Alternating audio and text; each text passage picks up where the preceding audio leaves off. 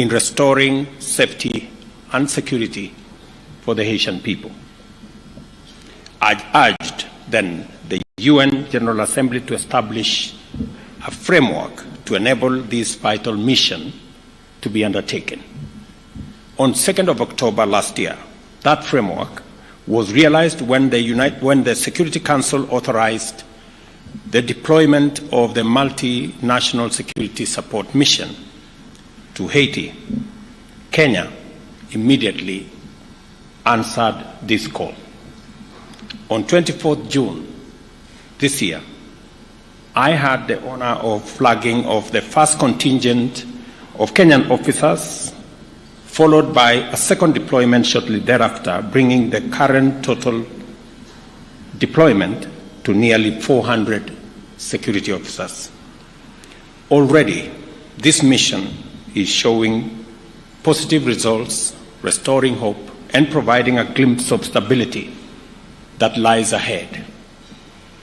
Our meeting today marks a significant step as we reaffirm our commitment to peace, progress, and partnership.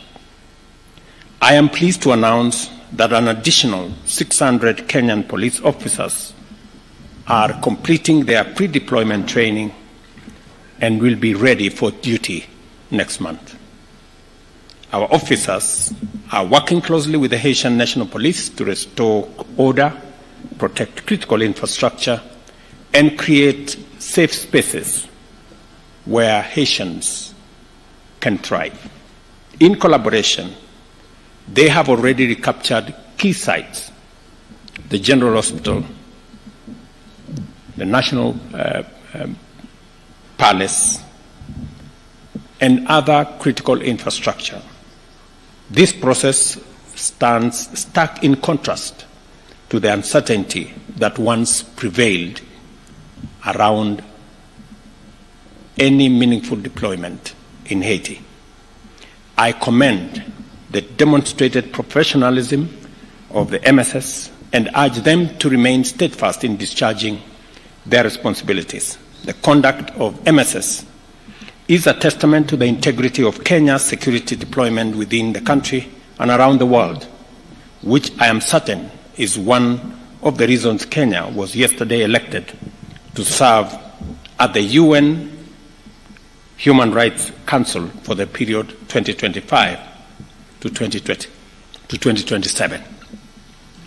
When I visited the multinational security support mission in Port-au-Prince on September 21st this year, the commander and his Haitian counterpart spoke of the positive momentum that has weakened the stronghold of gangs over the country and generated optimism for better days ahead in Haiti.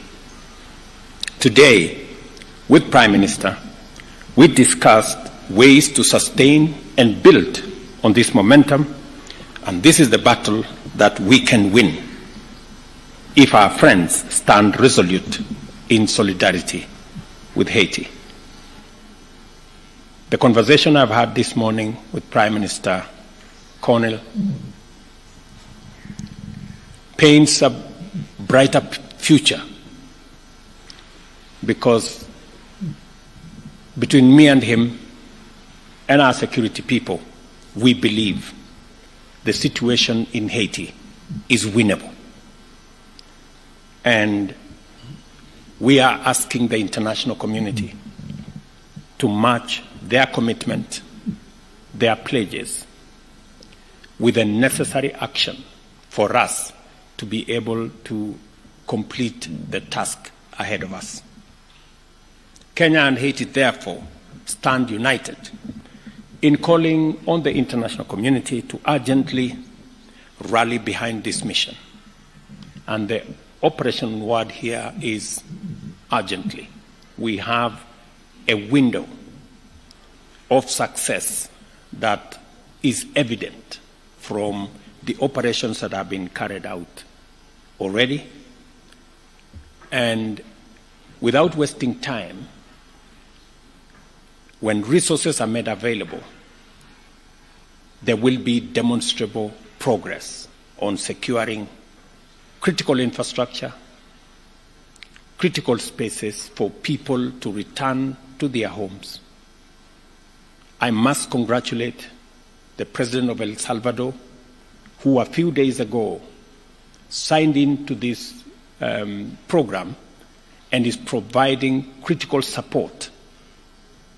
I will be speaking to him later for us to build a bigger collaboration with Bahamas, CARICOM, Canada, and of course the US in driving this multinational security support mission towards the intended mission that we all set out to achieve. The adoption by the UN Security Council of Resolution 2751 on 30th September 2024, extending the term of the multinational security support mission by another 1 year, signals strong global support. But however, words and pledges must be merged by concrete action.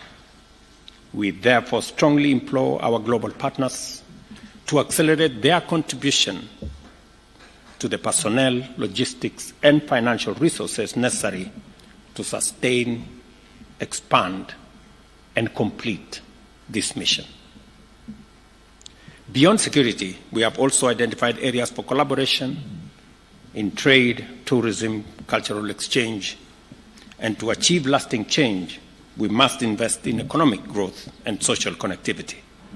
This is why Prime Minister Cornell and I discussed concrete steps to enhance trade and boost investment between our two nations. We envision a future where Kenya and Haiti, as well as the larger Caribbean region, are linked not only by shared values of democracy and rule of law, but also by dynamic economic exchanges to create jobs, spur innovation, and uplift communities. As we work together, we reaffirm our commitment to multilateralism as a powerful force for good. However, we recognize that global governance structures must evolve to reflect today's realities. Our shared challenges, from climate change to food security, demand institutions that are resilient, responsive, and equitable. Kenya and Haiti believe in the need for reform that realigns our institutions to serve the needs of all nations, ensuring a more just and sustainable world.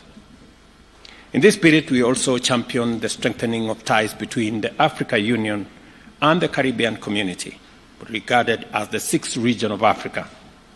By forging these alliances, we seek to enhance South-South cooperation and build a more interconnected, prosperous, and resilient global community. In closing, Mr. Prime Minister, I extend my gratitude to you for your visit and for the spirit of collaboration that has characterized our discussions today. Haiti is a great inspiration to Africa. You became the first black republic in 1st January 1804. That's just more than 210 years ago. And because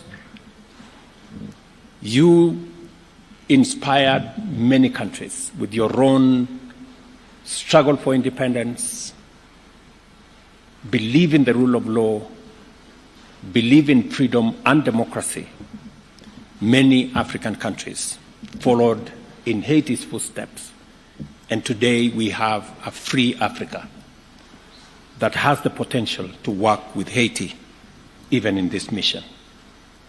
There are many African countries, Your Excellency, who are ready and willing to participate in this mission because of the shared history of rule of law, freedom, and democracy that we all share.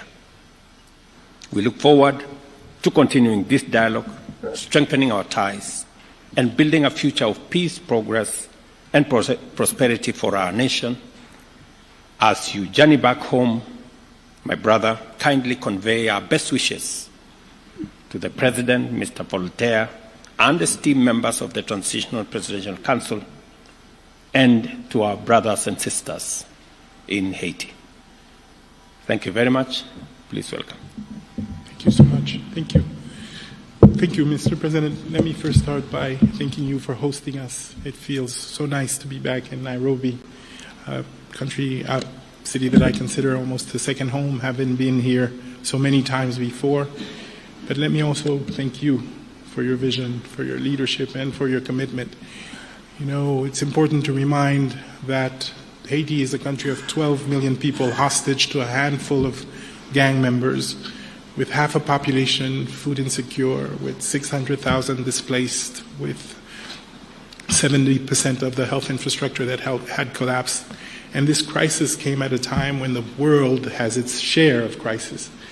And you helped us tell the world that Haitian children are not less deserving than the others, and that Haitian men and women who are suffering deserve solidarity, and you led that fight with us.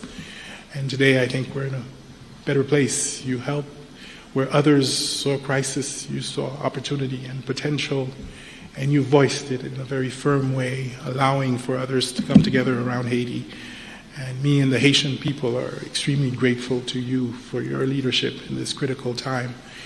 I also want to, of course, extend and convey the gratitude of the Haitian people to the Kenyan people for their commitment, engagement, and sacrifice. Today, you share with us not because you have extreme abundance, but because Kenyan people have made the determination that Haiti deserves their help and support, and they've stepped up in a very significant way.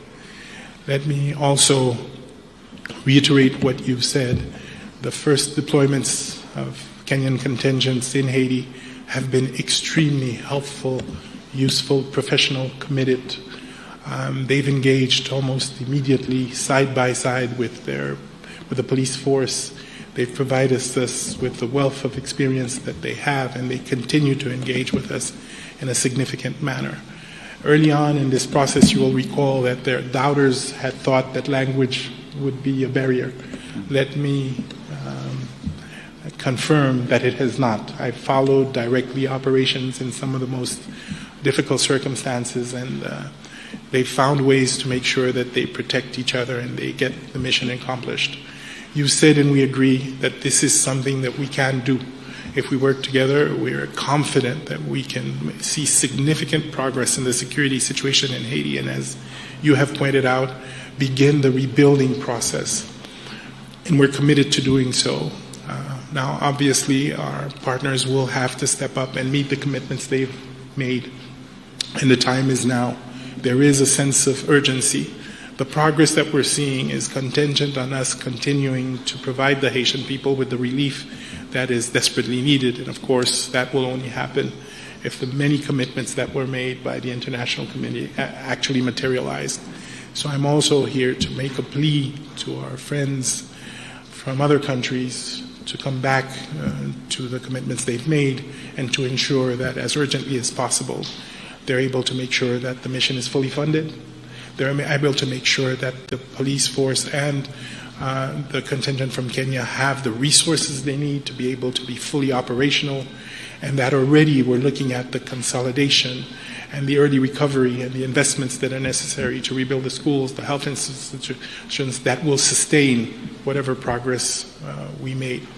I can quote here the commander of the Kenyan troops in Haiti, with which I have regular meetings, when he tells me, Prime Minister, this is winnable. This is winnable. And that, of course, has inspired us all. In the next few days and weeks, we will continue to build on this progress. We've established an electoral council that will be installed. We've been able to reopen our schools. We're seeing progress in the security front as well. Obviously, the gangs are reorganizing to make it more difficult, but we're ready and we'll be steadfast. We're using our assets more effectively. We're looking at new relationships with others who may be willing to engage. We're going to see how we provide a more integrated approach solution, which would include disarmament, which would include better communication, which will include all the integrated and well thought through interventions that are usually required to address these kinds of security situations. But obviously, an effective repressive force will continue to be an essential component of that. And let me tell you that just last week we had this incredible violent event led by a gang in the northern part of Port-au-Prince. And quickly the police and the contingent were able to deploy by road within really virtually hours to make sure that the city in question was quickly protected and that we would have the appropriate level of response to make sure that we address the situation. So this is to say that the Haitian people now have hope in what can be achieved. It is, of course, a cautious optimism. They will expect us to do more, and they deserve more. They've suffered now for months. Hundreds of thousands still cannot go home. The infrastructure needs to be rebuilt very quickly, but they trust that the government and its partners are doing the right things, and of course, with the presence of the force, they can start to see a light at the end of the tunnel, and that I think we need to build on as quickly as possible. So again, thank you, Excellency, and please do convey through you our gratitude to the Kenyan people for that act of solidarity. And I can tell you that it will not be lost. Thank you very much. With your permission, we'll take a few questions. Members of the press, if we may start with your name, the media house you represent. Then let's stick to one question so that we may open up for more. We'll start with Joy from Al Jazeera, then we'll follow suit. Joy from Al Jazeera. Thank you very much, Prime Minister and Your Excellency President Ruto. Our question is in regards to the latest attack and what has been done to safeguard the Kenyan officials who are assisting in the mission.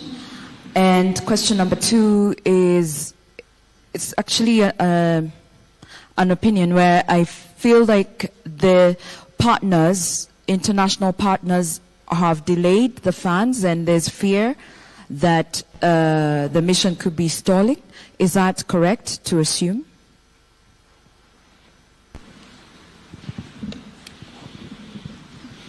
I think I'll allow, okay, do we take another question? Okay. Thank you very much, Rose Buchanan from AFP. So alongside the 600 further officers, will Kenya or members of the international community be supplying additional or improved equipment for the force already present in Haiti?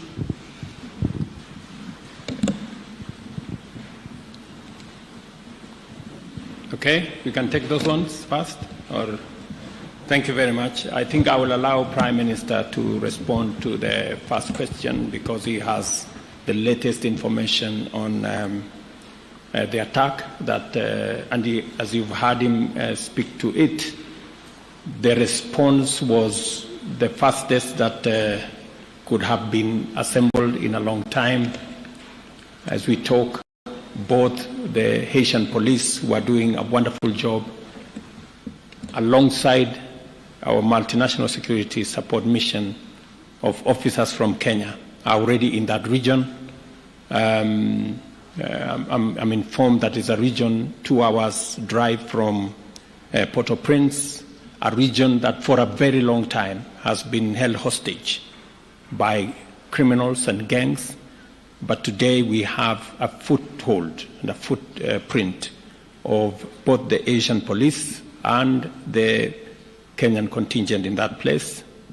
As to your question as to what is being done, I think everything is being done to make sure that we minimize casualties of both our security men and civilians, even as we deal with the criminals. And on the question from FP on what additional is being done, Prime Minister just came out of UAE, who have committed to support this mission.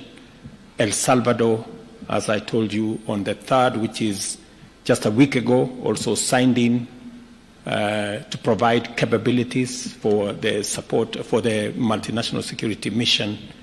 There are other consultations that are going on. Additional equipment have been provided.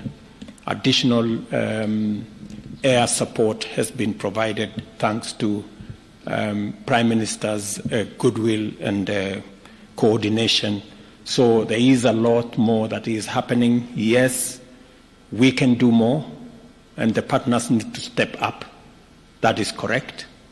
We have commitments that have been made by our global partners, and it is my position, alongside that of Prime Minister here, that every partner should, this is the moment to step up, and this is the moment to provide that critical support for us to be able to undertake the exercise at hand. Prime Minister. Thank you, Mr. President. I think you've covered it extremely well. A few days ago, a ruthless gang murdered and assassinated over 70 people, including men, women, and children, northern part of Haiti, which was a senseless crime. And as I said, within hours, we were able to not only deploy, but this time we were able to deploy significant numbers by road, which we hadn't been able to do. But second, and even more important, we're able to deploy and stay. So this is no longer a reactive, temporary mission. It has become a mission to the end to make sure that we can actually regain a level of safety that's acceptable in the region. Now, there's still a lot going on, and I don't want to by any means describe this as being done or easy, but the work is being done house by house, neighborhood by neighborhood, to ensure that these people, the people of the Artemonite region, can once and for all find peace. And I think the President has rightly stated that every operation is well thought through with the Kenyan team on the ground and the police force to ensure the greatest amount of security for the troops that will engage in these different combats. Now, obviously, this always comes with a level of risk, but we're confident that we do everything we can every time to make sure that we're protected. And as I think, as the President has mentioned, coming out of New York, we had very constructive meetings with several partners. We're seeing new engagements. The EU, for example, has doubled its commitment. We're seeing new partners come in and make new commitments. We're talking to Brazil as well, Mexico as well. As was stated, Salvador has recently, on the 3rd of October, recommitted. But you're right. We would like to see a quicker response. We would like to see more commitment. And we're going to continue to push for it. Okay. We can take a bunch of 2 more questions. Then after that, we can wind up to the questions. All right. My name is Nick Modimba from CGT in Africa, China Global Television Network. The first question is, what's the situation with the motivation of the Kenyan police units in terms of their payments? Reports coming in from Haiti say they haven't been paid yet. And of course, they have families back at home depending on them. And of course, they're looking forward for their people to come back home. Second question, redeployment training. What have the current officers learned in Haiti that are actually instilling the same ideologies, survival tactics to the current ones yet to travel to Haiti? And also, which units are these that are actually joining the others in Haiti? Thank you. Your Excellencies, my name is Melita Oletenges for Citizen TV. My question is in regards to President William Ruto speaking about asking the international community to honor their pledges and match them with actions. Perhaps is there a setback for human resources, especially in the MSS, when you're saying that we are working leaner in terms of resources? Has there been a setback in terms of remunerating the operatives on ground? Thank you. Your Excellency, my name is Nyaboga Kiage from Nation Media Group. My question is, for the longest time, people in Haiti have been claiming that the Kenyan officers do not leave their camp. How true is that? Thank you. Thank you very much. I think all those questions you've asked are interconnected in some way. There is information that I can provide to you on matters security, but to a certain extent. It's not necessary for us to tell you which units are participating in this operation, because those are security matters. But on the whole, we have a budget that takes us all the way to March next year. So in terms of being able to support our officers on the ground, including those who are joining next month, we have resources to make sure that they have every support that they need up to March 2025. We are asking the international community to step up, because our mandate extends all the way to October next year. All the other issues have been taken care of. As for the status of the MSS security personnel and how they are operating, I think you've heard from the Prime Minister the kind of robust engagement that is going on with our security personnel. I do not think that they would be in a camp and at the same time be in the operation area that the Prime Minister has just talked about. Maybe Prime Minister can. Really just to add that I personally have been on patrol at 1 o'clock in the morning with our Kenyan brothers and sisters that are working with us. They've engaged in very delicate and difficult operations in the center of the city. They've helped us commence to secure our port. They're involved in patrolling the university hospital and the administrative area. And more important, they're with us up north, working closely with the police force to address the current threat with the gangs. And they do so with the level of professionalism and expertise that we've learned to trust and admire. So I can tell you safely that no, we are engaging. The leadership is also very much engaged with the leadership of the police force in strategic thinking, in understanding, in collecting intelligence, and finding out how to use it more effectively. So that exchange is also helping build up the capacity of the Haitian force itself. So let me be very clear. The presence of the two contingents that we have now have been extremely, extremely helpful in helping us make the progress that we are seeing now. Thank you very much. Just so that you know, we've had Prime Minister and we had different meetings in Washington at the sidelines of the UN General Assembly. I had engagement with Secretary Blinken, and they have also committed to provide more capabilities in terms of transport and other facilities that would help us move forward. I must commend Prime Minister that 11 days ago, schools were opened in Haiti after a very long time. That's an act of courage, and we intend to provide support and ask the international community to come along with us, because there will be requirements for rebuilding some of the schools, rebuilding some of the hospitals and other facilities for the people of Haiti to begin to regain normalcy in their lives. And that additional support, aside from the security personnel and the stability and peace that we are pursuing, will be necessary to carry the community along with the social infrastructure that will help stabilize the country, create hope, and move people to the next level. So otherwise, thank you. I am reminded of a commitment made before the world. Last year, at the United Nations General Assembly, I pledged that Kenya would lead the international response to Haiti's urgent call for support in restoring safety and security for the Haitian people. I urged then the UN General Assembly to establish a framework to enable this vital mission to be undertaken. On 2nd of October last year, that framework was realized when the Security Council authorized the deployment of the multinational security support mission